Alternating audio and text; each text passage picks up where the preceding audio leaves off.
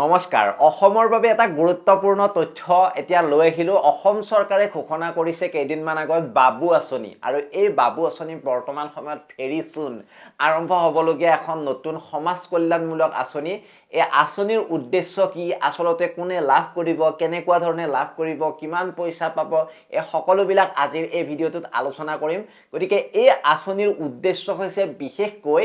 ল'ৰা শিক্ষাৰ্থী আৰু ছাত্ৰসকলক শিক্ষা প্ৰতিভা উন্নয়ন আৰু আপোনালোকৰ ভৱিষ্যত গঠন কৰিবলৈ আৰ্থিক সহায়তা প্ৰদান কৰা গতিকে বহুতে সুধি আছিল যে দাদা বাবু আঁচনি কেতিয়া দিব আমি কেতিয়াকে পাম যেহেতু ছোৱালীসকলক নিযুত মইনা আঁচনি দি আছে বাবু আঁচনিখন কেতিয়াকে দিব কাক কাক দিব আমি চৰকাৰৰ পৰা আৰু মাহেকত পইচা পাই থাকিম নেকি এতিয়া সকলোবিলাক প্ৰশ্নৰ উত্তৰ এই ভিডিঅ'টোত পাই যাব আপোনালোকে ভিডিঅ'টো শেষলৈকে চাব চৰকাৰে জনাইছে যে এই আঁচনিৰ আবেদন প্ৰক্ৰিয়া 1 জানুৱাৰীৰ পৰা আৰম্ভ হ'ব 2026 চনৰ এই আঁচনিৰ অন্তৰ্গত ৰাজ্যৰ সকলো যোগ্য ল'ৰা শিক্ষাৰ্থীয়ে মানে সহায় পাব আৰু তেওঁলোকে স্কুল কলেজ বা বৃত্তিমূলক শিক্ষাগত অধ্যয়ন কৰি থাকিব লাগিব মানে থদুৱা বেকাৰ বিলাকে নাপায় যিবিলাক পঢ়ি থকা ছাত্ৰ ছাত্ৰী থাকিব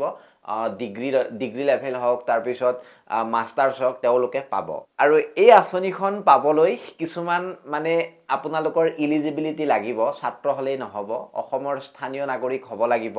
তাৰ পিছত বৈধ পৰিচয় পত্ৰ লাগিব বেংক একাউণ্ট লাগিব আধাৰ আৰু শিক্ষাৰ্থীৰ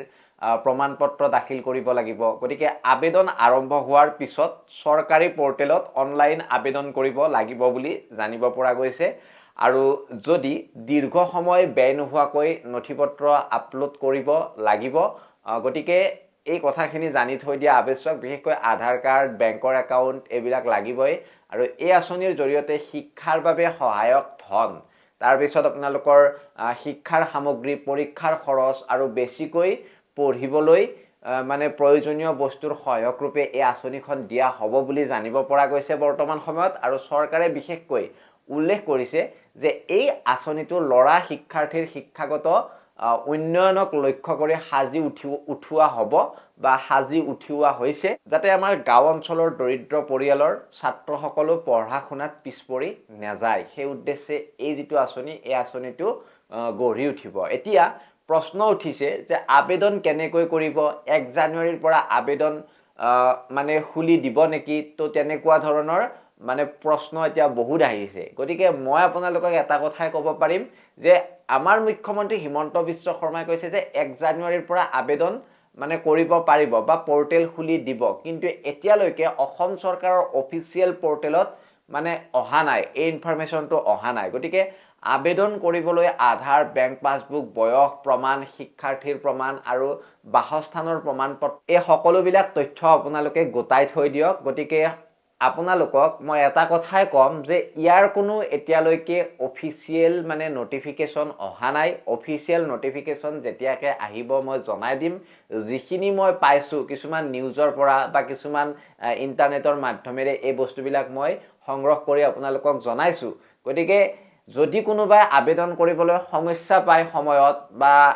মানে আবেদন যদি নহয় তেন্তে আমাৰ সৈতে যোগাযোগ কৰিব আমি আপোনালোকক নিশ্চয় সহায় কৰিম আৰু যদি আপোনালোকে ভাবে মোৰ সৈতেনো মানে যোগাযোগ কৰিলে কিডাল হ'ব যদি তেনেকে ভাবে তেন্তে আপোনালোকে কমন সাৰ্ভিস চেণ্টাৰ ওচৰৰ অৰ্থাৎ CSC চেণ্টাৰত গৈ আপোনালোকে সহায় ল'ব পাৰে গতিকে আপোনালোকে এই কামটো কৰিব মানে আমাৰ যিসকল মধ্যবিত্ত শ্ৰেণীৰ মানে ছাত্ৰ থাকে অলপ অভাৱত থাকে পঢ়া শুনাৰ কাৰণে তেওঁলোকক সহায় কৰিব বুলি কৈছে চৰকাৰে সেই কাৰণে সকলো অভিভাৱক আৰু শিক্ষাৰ্থীসকলক আবেদন খোলাৰ আগতে প্ৰয়োজনীয় নথি পত্ৰ সাজু কৰি ৰাখিবলৈ অনুৰোধ কৰা হৈছে 1 জানুৱাৰীৰ পৰা আবেদন কৰিব পাৰিব গতিকে ইমান চিন্তা কৰিব নালাগে বাবু আঁচনি অসমৰ ল'ৰা শিক্ষাৰ্থীসকলৰ বাবে এটা ডাঙৰ সুযোগ সকলো যোগ্য ব্যক্তিয়ে এই সুবিধা মানে ল'ব পাৰিব আৰু সময়ত আবেদন কৰিলেহে এই আঁচনিৰ সুবিধা পাব গতিকে নিশ্চয় বুজি পালে নিশ্চয় কেতিয়াকে আবেদন কৰিব লাগিব কি কৰিব লাগিব সকলোখিনি মই আপোনালোকক জনালো যদি সময়ত গুৰুত্বপূৰ্ণ নটিফিকেশ্যনটো আপোনালোকে জানিব বিচাৰে চেনেলটো সাবস্ক্ৰাইব কৰি থব নিশ্চয় মই অফিচিয়েল নটিফিকেশ্যনটো আহিলে জনাই দিম কি কি লাগিব কেনেকৈ আবেদন কৰিব ক'ত আবেদন কৰিব পাৰিব সকলো A to Z পাই যাব গতিকে প্ৰতিশ্ৰুতি যেনেকুৱা ধৰণে দি আহিছো আগৰ ভিডিঅ' বিলাকতো এই ভিডিঅ'টো আপোনালোকে পাই যাব গতিকে মই মিঠুৱে বিদায় মাগিছো অন্য এটা ভিডিঅ'ত লগ পোৱাৰ প্ৰতিশ্ৰুতিৰে ধন্যবাদ জয় অসম